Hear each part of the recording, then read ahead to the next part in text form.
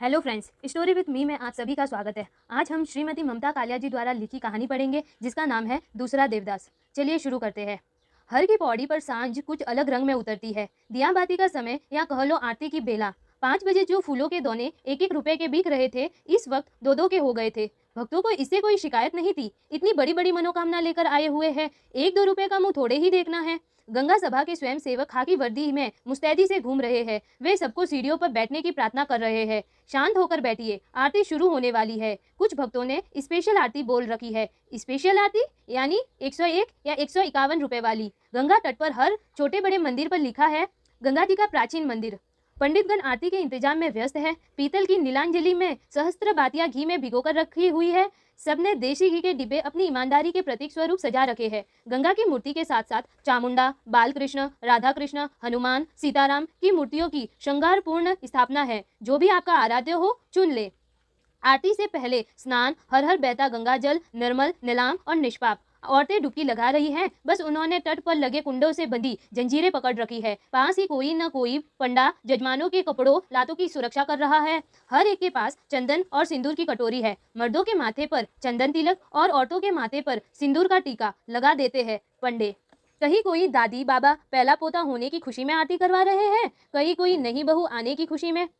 अभी पूरा अंधेरा नहीं घिरा है, गोधूली बेला है। यकायक शस्त्र दीप जल उठते हैं। पंडित अपने आसन से उठ खड़े होते हैं। हाथ में अंगोछा लपेट के पंचमंजिली नीलांजलि पकड़ते हैं और शुरू हो जाती है आरती।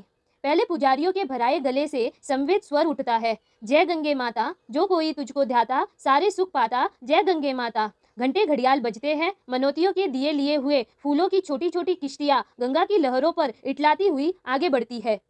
गोताखोर दोने पकड़ उनमें रखा चढ़ावे का पैसा उठाकर मुंह में दबा लेते हैं।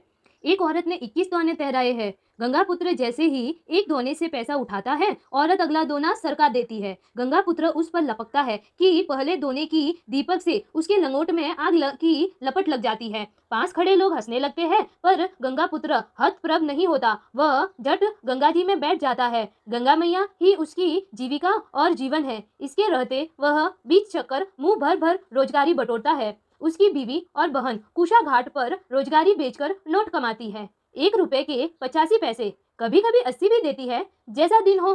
पुजारियों का स्वर थकने लगता है तो लता मंगेशकर की सुरीली आवाज लाउड स्पीकरों के साथ सहयोग करने लगती है और आरती में यकायक एक निस्कंद सौंदर्य की रचना हो जाती है। ओम जय जगदीश हरे से हर की पौड़ी गुंजयमान हो जाती है। औरतें ज्यादातर नहाकर वस्त्र नहीं बदलती, गीले कपड़ों में ही खड़ी खड़ी आरती में शामिल हो जाती है। पीतल की पंचमंजिली नीलांजलि गर्म हो उठी है। पुजारी नीलांजलि को गंगा जल से स्पर्श कर हाथ में लिपटे अंगोछे को नामालूम ढंग से गीला कर लेते हैं। दूसरे यह दृश्य देखने पर मालूम होता है वे अपना संबोधन गंगा जी के गर्भ तक पहुंचा रहे हैं। पानी पर सहस्त्र बाती वाले दीपकों की प्रतिछवियां झिलमिला रही है। पूरे वातावरण में अगरू चंदन की दिव्य सुगंध है। आरती के बाद बारी है संकल्प और मंत्रोच्चार की। भक्त आरती लेते हैं, चढ़ावा चढ़ाते हैं। स्पेशल भक्तों से पुजारी ब्राह्मण भोज, दान, मिष्टान की धनराशि कबुलवाते हैं। आरती के क्षण इतने भव्य और दिव्य रहे हैं कि भक्त हिचक नहीं करते, खुशी खुशी दक्षिणा देते हैं। पंडित जी प्रसन्न होकर भगवान के गले से माला उतार उतार कर यजमान के गले में डालते हैं, फिर जी खोल के देते हैं प्रसाद। इतना कि अपना हिस्सा खाकर भी ढेर सा बच रहता है। बांटने के लिए मुरमुरे, इलायची दाना, केले और पुष्प। खर्च हुआ, पर भक्तों के चेहरे पर कोई मलाल नहीं। कई खर्च सुखदायी होते हैं। कुछ पंडे अभी भी अपने तख्त पर जमे हैं। देर से आने वाले भक्तों का स्नान ध्यान अभी जारी है। आरती के दोने फिर 1 रुपए में बिकने लगे हैं। गंगाजल आकाश के साथ रंग बदल रहा है। संभव काफी देर से नहा रहा था। जब घाट पर आया तो मंगल पांडे बोले, कहाँ जजमान, बड़ी देर लगाई दी, हम तो डर गए थे। संभव हंसा। उसके एक सार खूबसूरत दांत सावले चेहरे पर फब उठे। उसने लापरवाही से कपड़े पहने और जंगिया निचोड़ कर थैले में डाला। जब वह कुर्ते से पोंछकर चश्मा लगा रहा था, पंडे ने उसके माथे पर चंदन तिलक लगाने को हाथ बढ़ाया। उहू, उसने चेहरा हटा लिया तो मंगल पांडे ने कहा, चंदन तिलक के बगैर स्नान अधूरा होता है बेटा। संभव ने चुपचाप तिलक लगवा लिया। वह वापस सीढ़ियां चढ़ ही रहा था कि पौड़ी पर बने एक छोटे से मंदिर के पुजारी ने आवाज लगाई, अरे दर्शन तो करते जाओ। संभव ठिठक गया। उसकी इन चीजों में नियमित आस्था तो नहीं थी, पर नानी ने कहा था मंदिर में 20 आने चढ़ाकर आना। संभव ने कुर्ते की जेब में हाथ डाला। 1 रुपए का नोट तो मिल गया। चवन्नी के लिए उसे कुछ प्रयत्न करना पड़ा। चवन्नी जेब में नहीं थी। संभव ने थैला खगोरा। पुजारी ने उसकी परेशानी टाल ली। इधर आओ, हम दे रोजगारी। संभव ने जेबते हुए 1 का नोट जेब में रखकर 2 का नोट निकाला। पुजारी जी ने चरणामृत दिया और लाल रंग का कलावा बांधने के लिए हाथ बढ़ाया। संभव का ध्यान कलावे की तरफ नहीं था, वह गंगा जी की छटा निहार रहा था। तभी एक और दुबली नाजुक सी कलाई पुजारी की तरफ बढ़ाई। पुजारी ने उस पर कलावा बांध दिया। उस हाथ ने थाली में 5.25 रुपए रखे। लड़की अब बिल्कुल बराबर में खड़ी आंखों मूंद कर अर्चना कर रही थी। संभव ने यकायक मुड़कर उसकी ओर गौर किया। उसके कपड़े एकदम भीगे हुए थे, यहाँ तक कि उसके गुलाबी आंचल से संभव के कुर्ते का एक कोना भी गीला हो रहा था। लड़की के लंबे गीले बाल पीठ पर काले चमकीले शॉल की तरह लग रहे थे। दीपकों के नीम उजाले में आकाश और जल की सावली संधि बेला में लड़की बेहद सौम्य, लगभग काश्य प्रतिमा लग रही थी। लड़की ने कहा, पंडित जी, आज तो आरती हो चुकी, क्या करे, हमें देर हो गई। पुजारी ने उत्साह से कहा, इसमें क्या, हम हिया कराई दे, क्या कराना है? संकल्प, कल्याण मंत्र, आरती, जो कहो। नहीं, हम कल आरती की बेला आएंगे। लड़की ने कहा। संभव इंतजार में खड़ा था कि पुजारी उसे 75 पैसे लौटाए, लेकिन पुजारी भूल चुका था। जाने कैसे पुजारी ने लड़की के हम को युगल अर्थ में लिया कि उसके मुंह से अनायास आशीष निकली, सुखी रहो, फूलो फलो, जब भी आओ साथ ही आना, गंगा मैया मनोरथ पूरे करे। लड़की और लड़का दोनों अकबका गए। लड़की छिटक कर दूर खड़ी हो गई। लड़के को तुरंत वहां से चल पड़ने की जल्दी हो गई। शायद उनकी चप्पलें एक ही रखवाले के यहाँ रखी हुई थी। टोकन देकर चप्पलें लेते समय दोनों की निगाहें एक बार फिर टकरा गई। आंखों का चकाचौंध अभी मिठा नहीं था। संभव आगे बढ़कर कहना चाहता था, देखिए, इसमें मेरी कोई गलती नहीं थी। पुजारी ने गलत अर्थ ले लिया। लड़की कहना चाहती थी, आपको इतना पास नहीं खड़ा होना चाहिए था। लड़की ने अपना होठ दांतों में दबाकर छोड़ दिया। भूल तो उसी की थी, बाद में तो वही आई थी। अंधेरे से घबराकर कहाँ कितनी पास खड़ी हुई उसे कुछ खबर ही नहीं थी। लेकिन बातचीत के लायक दोनों की मनोस्थिति नहीं थी, पहचान भी नहीं। दोनों ने नजरें बचाते हुए चप्पलें पहनी। लड़की घबराहट में ठीक से चप्पल पहन ही नहीं पाई, थोड़ी सी अंगूठे में अटका कर ही आगे बढ़ गई। संभव ने आगे लपेट कर देखना चाहा कि लड़की किस तरफ गई। वह घाट की भीड़ को काटता हुआ सब्जी मंडी पहुंच गया। हर की पौड़ी पर और सब्जी मंडी के बीच अनेक घुमावदार गलियां थी। लड़का देख ही नहीं पाया। लड़की कहाँ ओझल हो गई। नानी का घर करीब आ गया था, लेकिन लड़का घर नहीं गया। वह वापस अंधे की गलियों में चक्कर लगाता रहा। उसने चूड़ियों की समस्त दुकानों पर नजर दौड़ाई। हर दुकान पर भीड़ थी, पर एक भीगी गुलाबी आकृति नहीं थी। आखिर भटकते भटकते संभव हार गया। पस्त कदमों से वह घर की ओर मुड़ा। नानी ने द्वार खोलते हुए कहा, कहाँ रह गए थे लल्ला? मैं तो जी में बड़ा कांप रही थी। तुझे तो तैरना भी न आवे, कहीं पैर फिसल जाता तो मैं तेरी माँ को कौन मुंह दिखाती। संभव कुछ नहीं बोला। थैला तख्त पर पटक पैर धोने नल के पास चला गया। नानी बोली, ब्यारू कर ले। संभव फिर भी नहीं बोला। नानी की आदत थी, एक बात को कई कई बार कहती। संभव तख्त पर लेट गया। नानी ने कहा, थक गया ना? अरे, तुझे मेले ठेले में चलने की आदत थोड़ी है। कल बैसाखी है, इसीलिए भीड़ बहुत बढ़ गई है। चल उठ, खाइबे को खा ले। अभी तो कल देखना, तिल धरने की जगह नहीं रहे मिलेगी पौड़ी पर। मुझे भूख नहीं है, संभव ने कहा और करवट बदल ली। अरे, क्या हो गया? स्नान के बाद भी भूख नहीं चमकी? तभी न इतनी सीखी सिलाई देई है। मैंने सबिता से पहले ही कही थी, इसे अकेला ना भेज, यहाँ जी ना लागे इसका। नानी पास खड़े खटोले पर अर्धलेटी हो गई। उम्र के साथ साथ नानी की काया इतनी संक्षिप्त हो गई थी कि वे पैर पसर कर सोती तो भी उनके लिए खटोला पर्याप्त था, पर उन्हें सिकुड़ कर गठरी बनकर सोने की आदत थी। गंगा को छूकर आती हवा से आंगन काफी शीतल था। ऊपर से नानी ने रोज की तरह शाम को शौक ढो डाला था। नींद और स्वप्न के बीच संभव की आंखों में घाट की पूरी बात उतर आई। लड़की का आंख मूंद कर अर्चना करना, माथे पर भीगे बालों की लट, कुर्ते को छूता उसका गुलाबी आंचल और पुजारी से कहता उसका सौम्य स्वर, हम कल आएंगे। संभव की आंख खुल गई। यह तो वह भूल ही गया था। लड़की ने कल वहां आने का वचन दिया था। संभव आशा और उत्साह से उठ बैठा। नानी को झकझोरते हुए बोला, नानी नानी चलो खा ले, मुझे भूख लगी है। नानी की नींद झूले के समान थी, कभी गहरी कभी उथली। उथले झोटे में उन्हें धेवते की सुध आई। वे रसोई से थाली उठा लाई। संभव ने बहुत मग्न होकर खाना शुरू किया। वाह नानी, क्या आलू टमाटर बनाया है। माँ तो ऐसा बिल्कुल नहीं बना सकती। ककड़ी का रायता मुझे बहुत पसंद है। खाते खाते संभव को याद आया, आशीर्वचन की दुर्घटना तो बाद में घटी थी। वह कोर हाथ में लिए बैठा रह गया। उसकी आंखों के बीच आगे कुछ घंटे पहले का सारा दृश्य घूम गया। पुजारी का वह मंत्रोच्चार जैसा पवित्र उद्गार, सुखी रहो, फूलो फलो, सारे मनोरथ पूरे हो, जब भी आओ साथ ही आना। लड़की का चुहकना, चिटक कर दूर खड़े होना, घबराहट में चप्पल भी ठीक से न पहन पाना और आगे बढ़ जाना। संभव ने विचलित स्वर में कहा, मुझे भूख ना है, मैं तो यूं ही उठ बैठा था। सारी रात संभव की आंखों में शाम मंडराती रही। उसकी ज्यादा उम्र नहीं थी, इसी साल एमए पूरा किया था। अब वह सिविल सर्विसेज प्रतियोगिताओं में बैठने वाला था। माता पिता का ख्याल था वह हरिद्वार जाकर गंगा जी के दर्शन कर ले तो बेठके सिविल सेवा में चुन लिया जाएगा। लड़का इन टोटकों को नहीं मानता था, पर घूमना और नानी से मिलना उसे पसंद था। अभी तक उसके जीवन में कोई लड़की किसी अहम भूमिका में नहीं आई थी। लड़कियां या तो क्लास में बाई तरफ की बेंचों पर बैठने वाली एक कतार थी, या फिर ताई चाची की लड़कियां जिनके साथ खेलते खाते वह बड़ा हुआ था।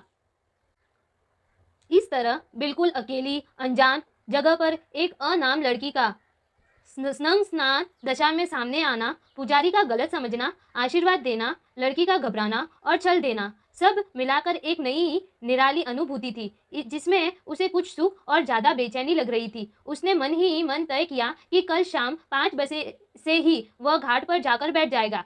पौड़ी पर इस तरह बैठेगा कि कल वाले पुजारी के देवालय पर सीधी आंख पड़े। उसने तो लड़की का नाम भी नहीं पूछा। वैसे वह हरिद्वार की नहीं लगती थी। कैसी लगती थी? संभव ने याद करने की कोशिश की। उसे सिर्फ उसकी दुबली पतली काया, गुलाबी साड़ी और भीगी भीगी श्याम शलोनी आंखें दिखी। उसे अफसोस था वह उसे ठीक से देख भी नहीं पाया, पर यह तय था कि वह उसे हजारों की भीड़ में भी पहचान लेगा। अभी चिड़ियाओं ने आंगन में लगे अमरूद के पेड़ पर चहचहाना शुरू ही किया था कि नानी ने आवाज दी, लल्ला चलेगा गंगा जी, आज बैसाखी है। संभव को लगा वह रात भर सोया नहीं है। नानी की मौजूदगी में जैसे उसे संकोच हो रहा था। उसने कहा, तुम मेरे भी नाम की डुबकी लगा लेना नानी, मैं तो अभी सोऊंगा। नानी द्वार उड़काकर चली गई तो लड़के ने अपनी कल्पना को निर्द्वंद छोड़ दिया।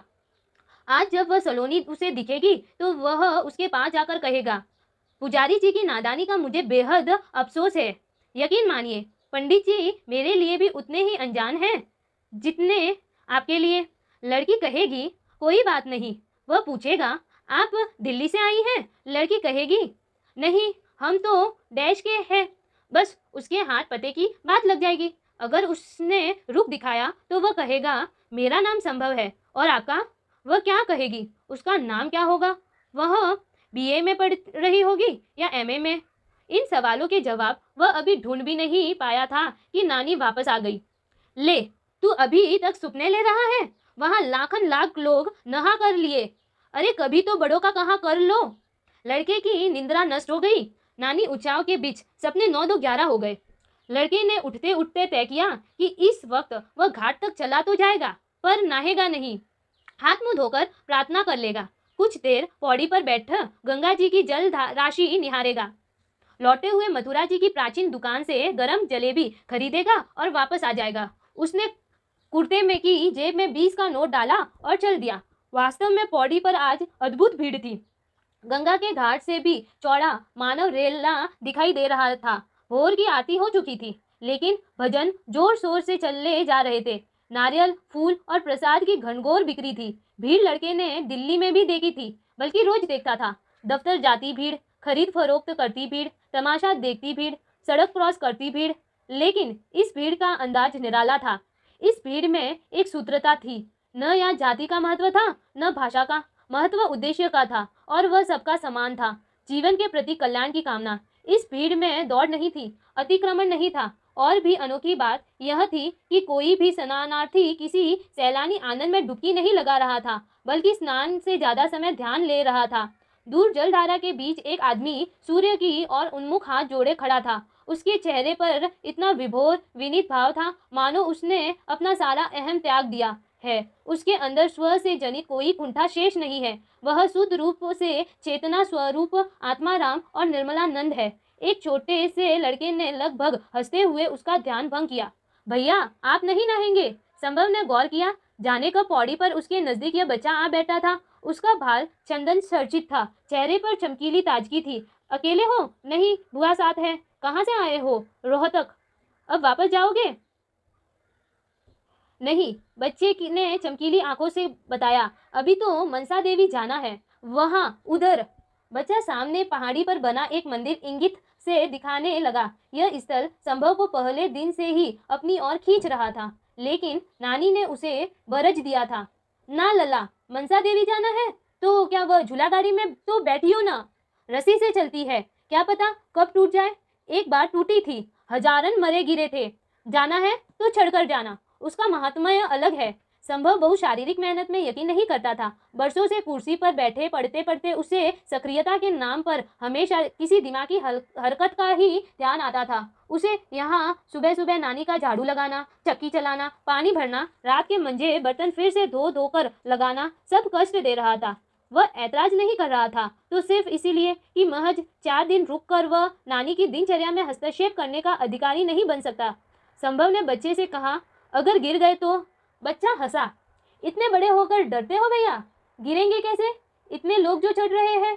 शहर के इतिहास के साथ साथ संभव उसका भूगोल भी आत्मसात करना चाहता था। इसीलिए थोड़ी देर बाद वह अटकता भटकता उस जगह पहुंच गया जहां से रोपवे शुरू होती थी। रोपवे के नाम में कोई धर्मांडबर नहीं था। उषा ब्रेक को सर्विस की खिड़की के आगे लंबा क्यू था। वही मनसा देवी पर चढ़ने वाली चुनरी और प्रसाद की थैलियां बिक रही थी, 5, 7 और 11 रुपए की। कई बच्चे बिंदी पाउडर और उसके सांचे बेच रहे थे, 3-3 रुपए। उन्होंने अपनी हथेली पर कलात्मक बिंदियां बना रखी थी नमूने के खातिर। उससे पहले संभव ने कभी बिंदी जैसे श्रृंगार प्रसाधन पर ध्यान नहीं दिया था।